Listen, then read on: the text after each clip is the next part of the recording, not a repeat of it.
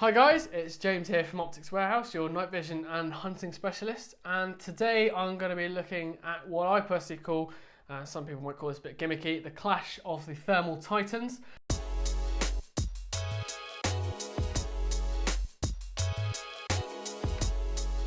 And that is really representative of the two best thermal monoculars currently on the market at the moment.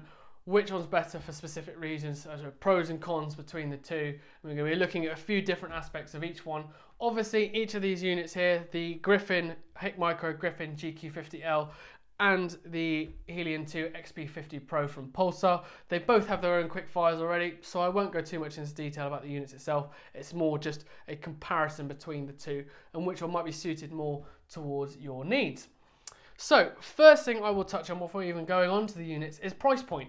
You're looking at sub 3,000 for the HIKMICRO GQ50L, whereas you're looking at sort of just over sort of 3 grand, 3.3 for the Pulsar Helion 2 XP50 Pro. So already there is quite a bit of a price difference between the two, considering the technology in each one. So that's the first point to consider.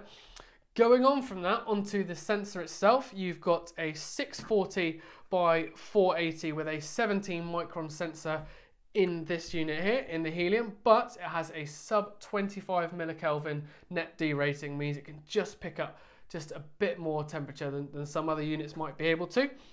And when we compare that to the Gryphon, this has a 640 by 480 12 micron, but it's a sub 35 millikelvin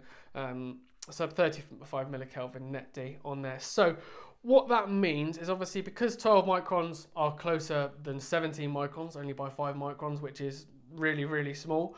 That means you'll get a much, well, not much, but a slightly sharper detail with the HIKMICRO GQ50L, but you'll be able to pick up a bit more temperature with the Pulsar. So of course, as I say, it is really sort of 6 of one, half a dozen of the other. If you're looking for that long range heat detection, Pulsar. If you're looking for that close-up, real specific quarry identification, which is paramount and key, then it's going to be the HIKMICRO Gryphon. Looking at both units again, both of them do come with detachable batteries. I mean, HIK, when they first came out, they all came with internal batteries, but of course they have developed onto the market.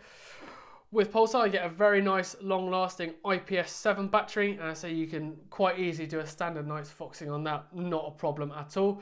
Of course, you can only use Pulsar batteries, and these do come in at a hefty price tag around sort of £70–80. So of course, if you do need a spare one, you do need to spend a bit of money. Advantage with the Gryphon, yes, don't get me wrong, it's a slightly shorter lasting battery, but this is an 18650 battery. You can find this in any torch lamp, any IR torch, anything like that, and this unit will run off any 18650, a pit top 18650. So if you need a spare, they're really easily accessible and you can carry 4 or 5 around with you. Not quite as long lasting as the IPS7, but still decent enough to last a good night's foxing. Warranty wise, both of them come with 3-year warranty. Of course, I would say that HIK, obviously they are completely UK based. Obviously, yes, they are a Chinese company, don't get me wrong. But of course, any issues that do happen, they do get fixed in the UK for the 3 years. Whereas with Pulsar, if sometimes obviously it might be the case that it has to get sent off out of the country, and that can obviously delay the process, especially if you are relying on this piece of equipment as a tool when it comes to your occupation, or obviously if you're a recreational fox or deer stalker. Looking at the units themselves, they both have a very similar sort of on the top button system. As you can see, both very easy to use. I would say that on the Helion, perhaps it might be a bit easier to find in the dark because the buttons are slightly proud and they've got all these divisions between the two, and it makes it quite nice, and the on and off button's quite far away, whereas on the HIK, the on and off button is at the very end. And then if we have a look at the actual design themselves, I mean, the Helion's been around for quite a few years now, so it's always had this sort of block look to it. I mean, it's quite a nice piece of kit, fits in the hand quite nicely. But as I say, it is, you can see it, tell there, it can be quite encumbrous in terms of length if you want to put that in a pocket or something. Whereas when you come to the Gryphon, you can see you've got this nice sort of thumb mold underneath at the bottom. It's really nice padded handle there, obviously just behind the battery compartment, and it makes it nice and easy to maneuver. Of course, they are both in right-handed configurations, but of course you can use them left-handed as well. So that's looking at what's sort of similar between the two. Now let's look at what each one has that the other one doesn't. I've touched on net D. that the Helion has a better net D rating, so obviously you can pick up more heat. However, the Gryphon, the HIKMICRO Gryphon, is the first of its kind out of any brand on the market, as you would have seen from our Gryphon videos already, and I won't baffle on about it too much because I went on for 15 minutes about Fusion last week. So it's just, I'll say exactly what it is. It has a night vision camera on there. You can combine that with the thermal image and you can come together to create this image fusion. And what that allows you to do is really nail down on your species identification, getting your quarry absolutely bang on. Big plus of the GQ50L as well. L means laser rangefinder. Comes on one built in. You don't get that on the Helion. If you want to go for this sort of sensor in a Pulsar with a laser rangefinder, you're looking at a set of Accolade 2 XP50 Pros, which is sort of talking $4,500. So there are quite a bit of a price difference. But don't get me wrong, Accolade's a good piece of kit, but of course not everyone can spend that sort of money.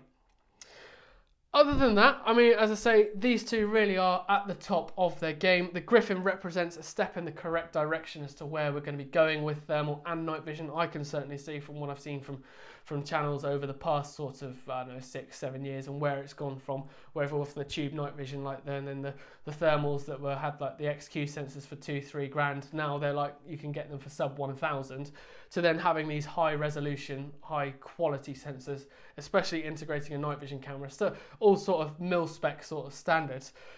This is the sort of step that you're going to find will work in the right direction. Don't get me wrong, Pulsar have been around a very long time and they do produce very, very good products. I mean, the Helion, say, easy one to know about. Everyone knows about them, as I say. Quite a few people have bought them, so if you haven't got one, then it's very likely that someone else you know will have one. And so you can have a look through them, nice and easy to use. As I said, both of these units are really, if I'm completely honest with you. But I hope what I've spoken about today can really sway you towards one or the other. I'm not going to say which one I personally prefer off the bat, but as I say, if from what I've said today, if you can just obviously decipher what's going to be best for you, and it's just key to remember that there is quite a big price difference, considering there is a lot of similarities in the technology in both units.